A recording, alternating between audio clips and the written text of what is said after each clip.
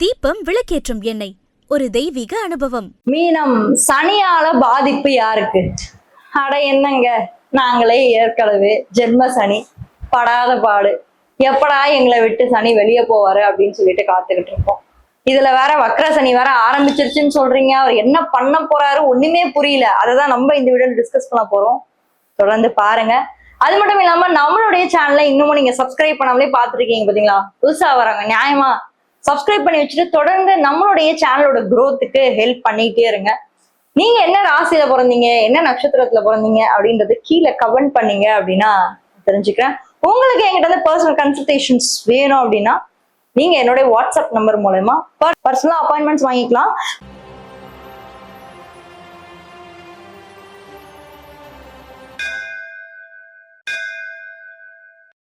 ராசி கால சக்கரத்துடைய 12ஆம் ராசி. இந்த ராசியில தான் இப்ப சனி வந்து உச்சமாக போறாரு. அதாவது சனி உச்சம் அப்படின்னா நான் எதை வச்சு சொல்றேன் அப்படின்னா, விரயத்துக்கு உண்டானவரே சனி. ஃபர்ஸ்ட் அதை நம்ம புரிஞ்சுக்கணும். நிறைய பேர் என்ன நினைச்சுக்கிறீங்கன்னா, விரயத்துக்கு உண்டானவர் வந்து குரு பகவான், கேது அப்படிலாம். பட் ஆக்சுவலா விரயத்துக்கு உண்டானவரே நான் சனியைத்தான் சொல்லுவேன். ஏன்னா சனி வந்து எப்படின்னா அவரும் மோட்சத்தை குறிக்கக்கூடிய ஒரு கிரகம். மோட்சம் வந்து எல்லாருக்கும் ஈஸியா கிடைச்சிடாது. நிறைய தியாகங்கள் பண்ணணும். நம்ம ஒரு தியாகசீலரா மாறணும். இறைவனோட அடியேனா மாறணும். எந்த ஒரு உயிரினத்தின் மேலும் அதிக பற்று வைக்கணும். அது எதுவா இருந்தாலுமே சரிதான். மீனராசி அது தொடர்புடைய ஒரு ராசி. நீ மீனராசியில பிறந்தவங்க எல்லாம் கேளுங்களேன், இதுதான் என்னோட கடைசி பிறவி, இதுக்கு மேல நான் பிறக்க மாட்டேன்னு தான் சொல்லுவாங்க. இதோட நான் என் பிறவியை முடிச்சுக்கிறேன்.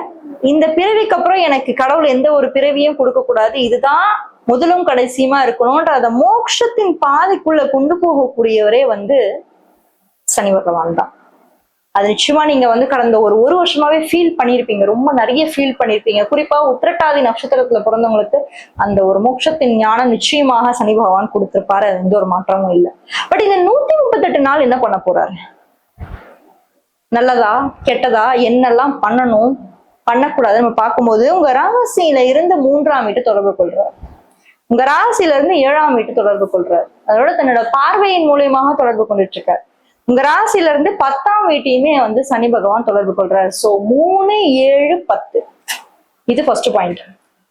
இப்போ 7ஆம் இடம்ன்றது மேரேஜ், 10ஆம் இடம்ன்றது கர்மா, 3ன்றது முயற்சி.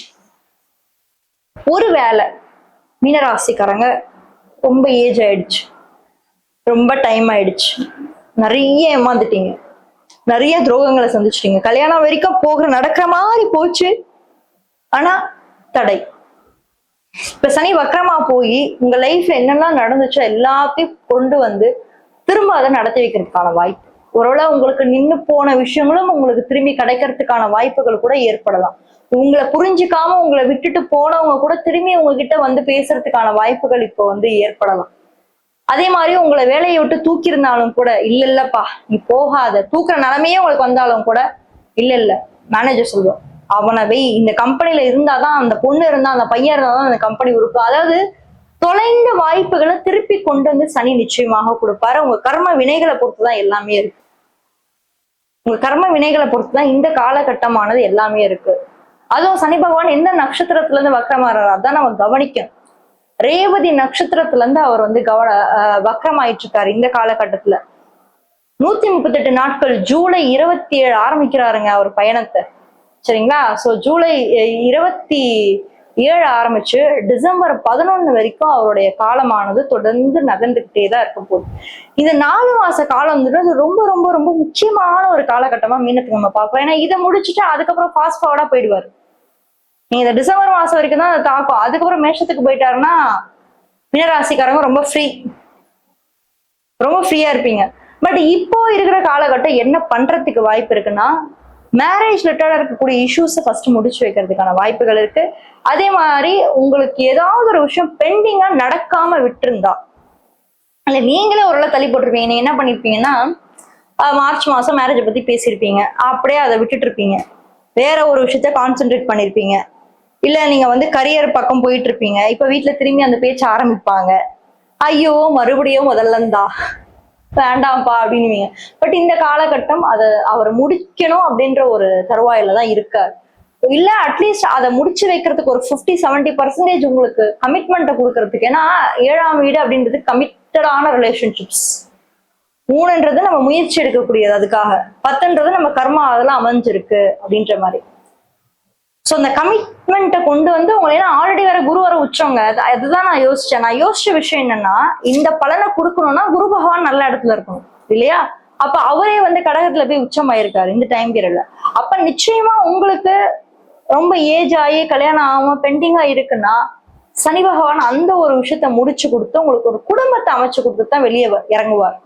அதனால மீனராசிக்காரங்க டென்ஷன் ஆகாதீங்க. ஐயோ பிரேக்கப் ஆயிடுச்சே, ஐயோ என் காதலில விட்டுட்டு போயிட்டாலே, ஐயோ நான் ஏமாந்துட்டேனே அப்படின்னும் யோசிக்காதீங்க. சில விஷயம் உங்களை விட்டு போதா நன்மைக்கே. எல்லாரும் நம்ம கூட இருக்கணும்னு அவசியம் இல்லை. இந்த பாதை நம்ம தனியா தானே வந்தோம். நம்ம நாங்க மோட்சத்தின் பாதையில போறோம்னு நான் உங்களுக்கு ஸ்டார்டிங்லேயே சொல்லிட்டேன். அப்ப மோட்சத்தின் பாதையில போறது அப்படின்றது அவ்வளவு ஈஸி கிடையாது. கரடு முரடான பாதை, கல்லு முள்ளு நிறைஞ்ச பாதை. அந்த பாதைக்குள்ள நீங்க போனோம்னா சில உறவுகள் நம்ம கூட இருக்கும், சில உறவுகள் நம்மளை விட்டு போயே தான் ஆகணும். அதனால சனி யாரெல்லாம் உங்களை விட்டு பிரிக்கிறாரோ அதை நன்மைக்கே நீங்க நினைச்சுக்கிட்டு இந்த சனி வக்ர பயிற்சி நீங்க கடக்கணும். அதே மாதிரி அடுத்து உங்களுக்கு ஒரு கமிட்மெண்ட் ஏற்படுத்தி கொடுக்க போறாருன்னு சொல்றேன் இல்லையா, அந்த ஒரு 4 மாச காலம், அதையுமே நீங்க வந்து மனசார ஏத்துக்கோங்க. இவங்க நம்ம பார்ட்னரா வந்தா நம்ம லைஃப் நல்லா இருக்கும், இவங்க நம்ம லவ்வரா இருந்தா நம்ம லைஃப் வந்து நெக்ஸ்ட் லெவலுக்கு மூவ் ஆகும்.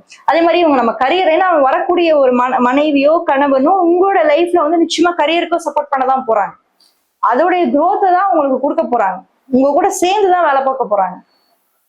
புரியுதுங்களா? 2 பேரும் சேர்ந்தே வேலை பார்க்கக்கூடிய ஒரு டைம் பீரியடா கூட இது இருக்கலாம். அதனால நன்மைக்கேன்னு எடுத்துக்கோங்க. எது உங்களை விட்டு விலகி போகுதோ லெட் இட் கோ, போட்டும். எங்க சுத்தி போனாலும் அது திரும்பி நம்ம கிட்ட வரும். அதான் அந்த பிரபஞ்சத்தோட நியதி. சரியா? ஸ்ட்ராங்கா இருங்க, போல்டா இருங்க. அடுத்த அவர் உங்களுக்கு கொடுக்க போற கமிட்மெண்ட்ல சீரியஸா இருங்க. ஆல்ரெடி நீங்க பெண்டிங்கா வச்சிருந்த விஷயத்த திருப்பி கொண்டு வந்து கொடுக்க போறாரு. அதை முடிச்சுட்டு அடுத்த கட்டத்துக்கு இந்த வக்ர சனி பாதையில இருந்து நகர போறீங்க இந்த 138 நாள். மொத்தத்துல மீனராசி கஷ்டத்தை விட்டுட்டு நல்லது நடக்கும் அப்படின்ற ஒரு மைண்ட் செட்டோட அடுத்தடுத்து நீங்க நகர்ந்துட்டே இருங்க. வாழ்க்கைன்றது ஒரு வட்டம் மாதிரிதான். எது நம்ம சுத்துதோ அதை நம்ம பின்னாடி கண்டிப்பா வந்தே ஆகணும் அப்படின்ற ஒரு மைண்ட் செட்டோட இருங்க. நீங்க கும்பராசிக்கு தெரிஞ்சுக்கணும்னா இந்த வீடியோல ஃபர்ஸ்ட் கமெண்ட்ல ஃபர்ஸ்ட் லிங்க்ல கொடுத்துருக்கேன், மறக்காம அதையும் போய் செக் பண்ணுங்க. யாராவது ஒரு ஃப்ரெண்டுக்கு இந்த வீடியோவை ஷேர் பண்ணி ஹெல்ப் பண்ணணும். இல்ல அவனுக்கு இதை ஷேர் பண்ணா வாழ்க்கையில முன்னாடி வருவான்னு யாராவது நினைப்பீங்கல்ல, அவங்களுக்கு ஷேர் பண்ணி ஹெல்ப் பண்ணுங்க. தேங்க்யூ.